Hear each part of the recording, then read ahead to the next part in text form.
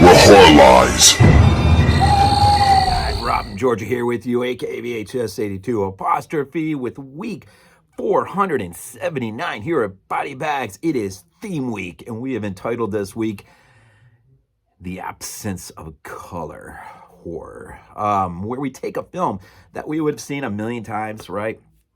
But really turn the color off and watch this film again, but in the light of, or the absence of, color. Watch it in black and white, which is pretty easy considering our TVs today make it really simple to just go in there and zoom out the color and mess with the contrast and the tint and all that wonderful stuff. It's not quite the same as when a director gets to realize his original vision or intent and gets to go back and play with a prior release, but move it out there in physical media form in its black and white edition, which is become more popular these days. But anyways, the film I decided to look at in black and white, pretty sure this has never been done on Body Bags. You already know what I'm doing, but I had to go old school with the VHS release of this because I do not own this movie on anything other than VHS. Found this at a thrift store, I think, still wrapped, brand spanking new, probably paid a couple bucks for it, if that. And beautiful, just absolutely beautiful to look at. Yeah, I just, man, I had a blast turning the color off and messed with a few things and took a look at this morning, in fact. So really that is the point of this week, is to talk about a film. Now, black and white is really a fascinating medium for me. And two wonderful releases I have on my shelf, of course, is the Broom Edition, Frank Darabont's release of The Mist in black and white, and of course Miller's Fury Road, the black and chrome edition, which is his both of them preferred ways of releasing, but the studios aren't going to let you do that. So what I was sort of hinting at earlier is these guys had the ability to go back and basically just wipe out all the color, but go repaint their film using the grays and the silvers and the blacks and all that wonderful stuff to give us an absolutely beautiful impression of what they would have given us first time around had they been allowed to. And so, it is a fun medium, and I agree with, I think it's Darabont who mentions in both give introductions on why they love the medium so much, if that's the right term to use. There's something. It does, black and white does a lot of things here. It can, like if you watch The Thing from 11 and some of this really shoddy CGI, you can watch that in black and white, and really it sort of neutralizes the CGI, so it doesn't look half as bad. Again, something like the Evil Dead remake, if you watch that in black and white, even though so much of it is practical effects because it's shot digitally, one might mistaken some of the stuff to be CGI when it's not, just because it looks so beautiful. Black and white can neutralize some of the stuff. You watch, Dawn of the Dead from '78, and where some of the effects, not that they look goofy, but with the color paletting, you watch that in black and white, it's an amazing film. Now, not every film works like that, but in this case, Tom Holland, his directorial debut, Fright Night, I'm sure you've seen it. Most of you have seen it, if not a zillion times. The movie almost seems ready-made for an experiment of this type. So I thought that, and so I went in, I prepared everything, and I had the lights off in my room, and I was treated to something quite amazing. What is the aesthetics of this movie already lend itself to black and white. Now, I don't know if Tom Holland, what he thinks about this whole process, if he's ever thought about doing something like this. But when you think about the aesthetics in terms of just the costume wear, their hairstyles, there were scenes when Roddy McDowall would come into frame and the frame was just him. if no one had, if somebody came into your room and had never seen Fright Night, had no idea what it was, they generally would have thought you're watching a black and white movie. Some of the, some of the creepier aesthetics, like when Billy first approaches the house towards the end, moving on into the climax, the final confrontation. As he approaches the house, man, I'm telling you, it looked so stinking good in black and white. Even the special effects took on a whole new dimension with Evil Ed's, with his transformation, especially the wolf scene, man. When he is being reduced to his former self, having that stake rammed through him, that looks just absolutely insane in black and white. And whether you're in town, the way the architecture of the houses almost seem to lend itself to a black and white. And every once in a while too, you'll see an older car. And something weird, even turning the color off.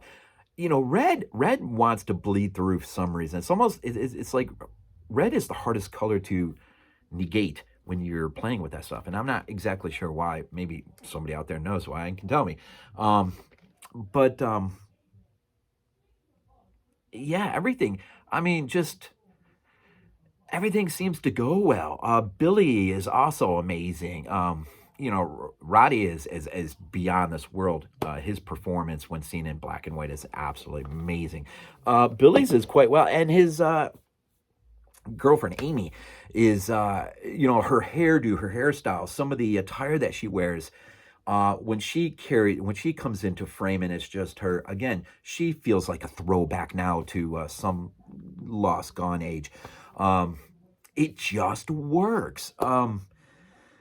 Even the score to a point. Now, of course, this is the guy who composed both Terminator films, the first two, which is interesting. I want to say the makeup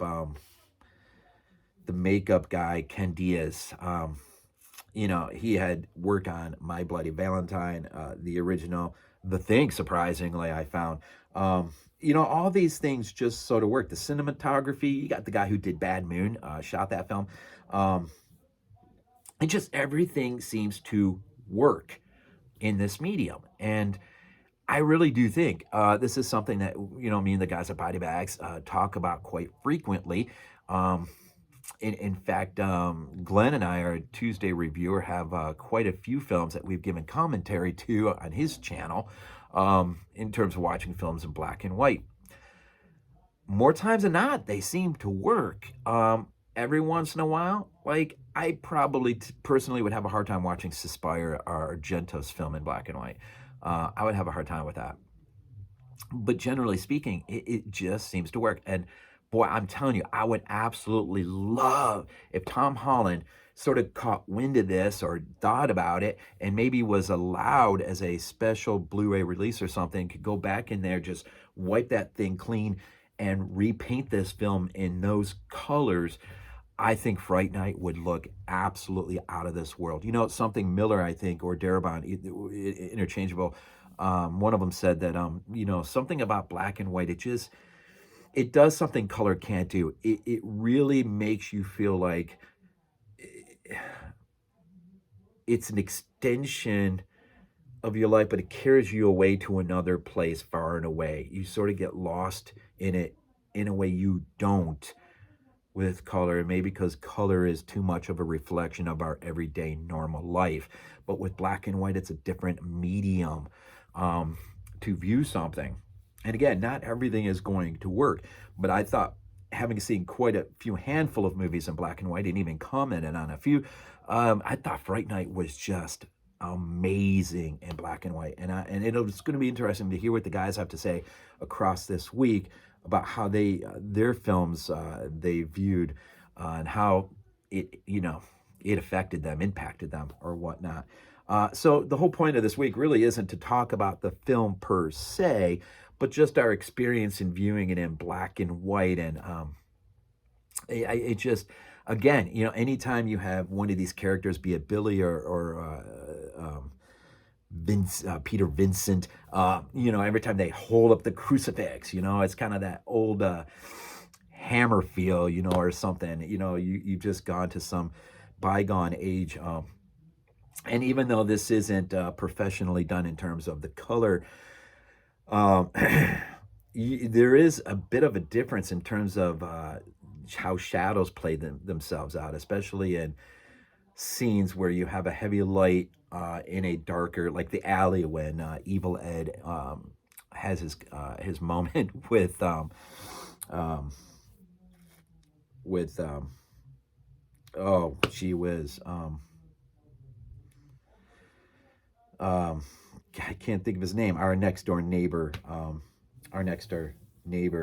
can't think of his stupid name now. Oh, Jerry, Chris Sarandon, who also comes across quite well in terms of when he gets a frame where it's just him, even in the makeup, it just aesthetically, it stinking works, man. It really does work. So I seriously, I'm going to go ahead and wrap this up. I seriously challenge you.